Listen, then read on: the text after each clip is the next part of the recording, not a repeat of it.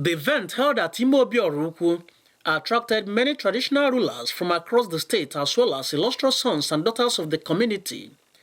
It featured Best Farmer of the Year award, musical and masquerade performances.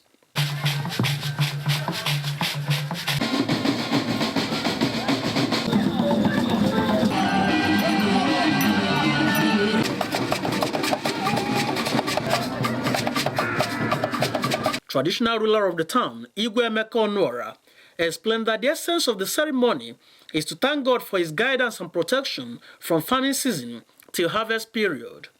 President General of the community in his address noted that the newfound peace in Oraukwu town has attracted unprecedented development, evident in the road constructions and other developmental projects. It's an opportunity for Thanksgiving and to be grateful to God. And we at the same time, it's an opportunity for us to ask God to help us to cultivate better next year. I wish to thank all the farmers. We should form a very good cooperative society so that we can benefit from the government assistance. Some of the awardees said the honor bestowed on them will inspire them to contribute more towards development in the community.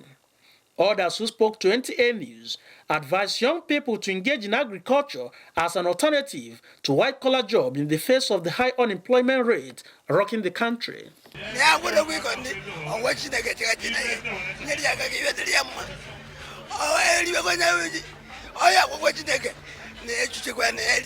You can see the yam that we harvested. You can know that Oraukwu actually is known in farming.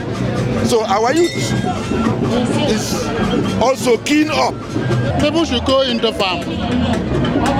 As you can see, if you get the best, you have a prize. So we need people to go more on farming. High points of the event include cutting of the new yam by the traditional ruler as well as entertainment.